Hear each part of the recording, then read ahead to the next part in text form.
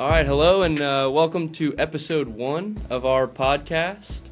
I'm Louie. This is my dad, Tommy, and so we're part of the Kessinger Lee Financial Group at Baird, and we're a group of financial advisors. We study the markets, and we look at trends in financial advising and planning, and we keep up with stuff so you don't have to. Exactly. Just to give a little background, we'll go ahead and introduce ourselves. I'll let you go first. Thanks. Well, one of our goals at the Kessinger Lee Group is to help educate our clients on what's happening in the markets and what are the trends. And as Louis said, what are the trends in the financial world? Because the markets are always changing every single day. But my name is Tommy Kessinger. I started in 1993. Hard to believe I'm celebrating 30 years doing this. I came here right out of school with a degree in accounting. I joined my grandfather, his great-grandfather, who actually started in the business in 1949. In 2002, at the end of 2002, I partnered with our other partner, Chris Lee. So he's been with us 20 years, and then my brother Ben joined our practice in 2011. So that's 12 years that he's been here. We were originally with Hilliard Lyons, which was a firm established in 1854, and then we merged with Baird out of Milwaukee, Wisconsin, that started in 1919. So long history of our group. Louis is the 4th generation. He'll talk about that in a second. And we're just proud to be with a high-quality firm providing what we hope is good advice and good education to our clients. What about you, Louis? Yeah, so I'm Louis Kessinger. I started out at Reinhardt University in Georgia. Thought I might try and play baseball after school, and then turns out I was pretty small and not very fast. Could you hit? No, not really. Oh, I could field the ball, but that's good. There's no one really cares about that if you can't hit. So I ended up transferring to the University of Kentucky. I studied finance there and started getting involved around the community. My buddy Nick Hostetter got me plugged into the Young Professionals of Lexington, where I was able to meet some people and really kind of see what different businesses look like around town and what people are doing in the community around and just meeting people, really. And that's the biggest part of our business is meeting people and building relationships. And from day one, I loved it. So when I came home to UK, I interned with Baird and interned for 2 years thereafter. And then I just joined the team full-time now about a week and a half ago. So 30 years after me. So 30 years after him. That's weird. But so now here we are working together. It's been fun the last 2 years, and now I'm really excited to hit the ground running and get this show on the road. Today we've really got an interesting topic to open up with here on the first episode, and that is the topic of saving versus investing. And so I'll just go ahead and open it up with a question of, what's the difference between the two? Yeah, so many times people use these terms, saving and investing, as interchangeable. And while they have similar attributes, so they have very similar qualities, I have found them to be completely different, that there are two different types of people. There are savers and there are investors. The saver puts money into an account and it earns interest. So whatever they put in, X, X is always X plus. It never goes to X minus. So the saver is putting in X number of dollars at the end of their statement period, 1 month, 1 year, 10 years. They're always going to have more than what they started with. And their more depends on what interest rate they're being paid by their bank, their credit union, U.S. Treasuries, what have you. The investor is a different animal altogether. The investor is someone who puts in X and understands that X may go down 50% before it's 2X. So to put that in dollars, Louis, you put in $20,000. You've got to be okay with your $20,000 going to 8,000, 10,000. You got to be okay with it going down before it goes up. Yep. And a lot of people are not comfortable with that. They think they are, but they can't handle the ups and downs. The other thing that I say to people all the time is, they make money in percentages. Hey, how'd you do last year? Oh, I was up 5%. I was up 10%. And they lose money in dollars. How'd you do last year? Oh my gosh, I was down $20,000. Yeah. Like, yeah, okay, but your account's worth $1 million. You only lost 2%. Yeah. That's pretty good. The rest of the market cratered, Yeah. last year. So you make money in percentages, you lose money in dollars. And I think part of that has to do with that saver investor mentality, right? The saver knows they're getting a rate. Mm-hmm. They're getting an interest rate. So I made 4% on my money. Sure. The investor really wants to think in terms of how many doubles am I going to get? Yeah. And so when you say double, like, not just, oh, hey, I want to be up 10% every year. It's like, hey, Right. you got to be thinking long term. And we were talking earlier, hey, if you can hit 10% a year, that's pretty good return, an average of 10% a year. That's a pretty killer return, and you double your money every 7 years. Yeah. So there's a rule out there. It's the rule of 72, and you take your interest rate, and if you want to know how quickly your money doubles, then you use that rule. And so if your money's getting 7.2% per year, your money will double in 10 years. So 10 times 7.2, 72. Conversely, if you are getting the 10%, then 72 divided by 10, so 72 divided by 10%, your money will double every 7.2 years. Now, those don't sound like a big difference, right? But if you're doubling every 7 years, then versus every 10 years, in 30 years, at 10%, you're going to double 4 times. So 100 becomes 200, becomes 400, becomes 800. Right. Whereas at 10%, you only get 3 doubles. 100 becomes 200, becomes 400. Half. It's a Yeah. huge difference. And that's part of the power of compounding, right? That's it. I mean, it's Warren Buffett calls it what, the eighth wonder of the world. The eighth wonder of the world. And it truly is. As you see that compounding really take effect, it not only shows the power of staying invested, but getting invested early. Exactly. And one of the things we talk about is not all savers can be investors. All investors are good savers. So not all savers can handle the volatility of seeing their money go down in value before it goes up in value. But everybody who's ever been a good investor has always been a good saver. And those are not mutually exclusive. That same mentality can live within the same person. And a lot of people compartmentalize it, like, this is my savings, and it's not for investing. But this is my investing, and I know it's going to go up and down. So we're not saying there are only 2 types of people. We're saying these are 2 types of mentalities for your different buckets of money. And so what we kind of say is, I've heard you say it 100 times, is you want your clients to have their sleep at night money. Yeah. So that's your savings that is never going to be invested. And you could have a super aggressive investor Yes.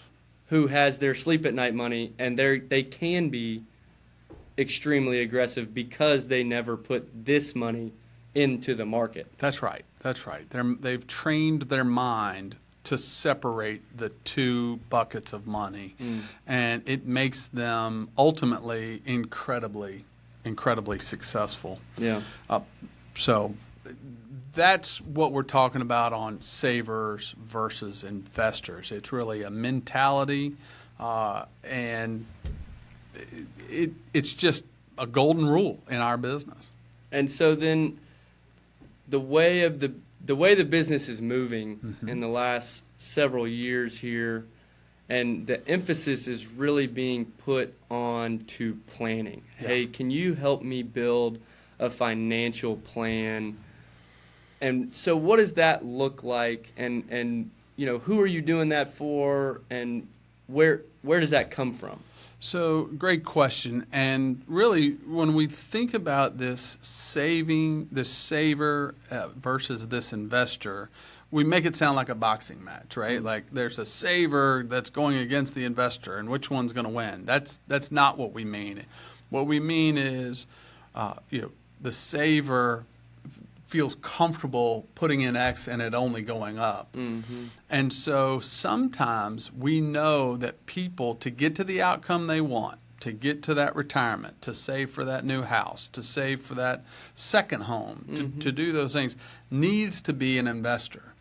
And the way we mentally get them through the looking glass of the volatility of the market is to focus on the plan. Mm-hmm. So the plan, when you put together a plan, and every investor ought to have one, even if it's as simple as, I just want to save enough to put a down payment on a house. That's great, but that needs a plan. Mm-hmm. And so that plan is what starts to dictate how much investing you are comfortable doing. Mm-hmm.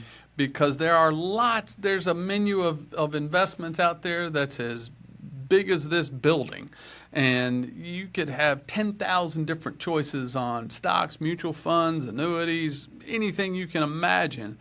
Right. But the plan is what keeps that person focused on what the ultimate goal is, as opposed to what the daily fluctuation in the markets will be. And so to kind of dumb down the financial plan, because for some people it's, well, what does that mean? Right. And so what it is at its core is a client coming in and saying, hey, I've got a 401k at work. Right. And I've got some investments with you, and I just had a kid, and we'd really like to start saving for them to go to college one day. And then, we don't know. We're 30 years old, but since we're 30, we'd really only like to work until we're about 55 or 60. And we think we need, X amount of money to retire, and maybe we want to buy a condo down in Florida when we retire. And so we take each one of those individually, each one of those goals, the college, the retirement age, how much you need to retire, and the condo in Florida, we take each one and we rank it on importance. Mm-hmm. And weight it. And we weight it. And so, the most important is going to be, well, how much do you need to retire? Because if you need $1 million a year, then, I hope you have quite a few dollars right now. But if you say, hey, I need $50,000, I'm not going to have any expenses, everything's going to be paid for, and, we'd like to retire a little bit early, we weight it. And you say, hey, I don't have to move to Florida, but it's something we'd like to look into. And then we can give that a low weighting on this plan. And then we run it, and it runs your scenario 1,000 different trials. Right. And our planning software that we use, it spits you out a probability of success. And you can then go from there and change your plan, either as you maybe change jobs, or you say, hey, I really like my job. I don't really care to retire early. Or on the converse, like, I'd really like to retire early. Let's really dive into what that looks like, and maybe adjust some of the other goals to see what that looks like. But so that's what a plan looks like for us when we make one for clients, just so that everybody's kind of on that same page. Yeah, so that scenario you just put together has multiple questions inside one couple's financial life, and that financial life is going to change. They got one child, wait till they have two. Right. Wait till they have a parent who comes to live with them due to an unknown circumstance. Mm-hmm. And so all of those factors are put into your plan. Here's the beauty of the plan. The plan is never a static. It's not a piece of paper that we Right. print. It's a living document. It's a living document that changes as your life changes, as your needs change.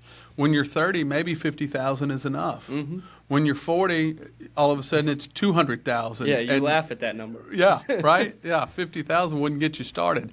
But that's the beauty of doing the plan. And then that's the beauty of putting that together with your investor and saver mentality. We help you with how much should be in savings, how much should be in investing, because it really shouldn't be all or none Right. Either way. either way.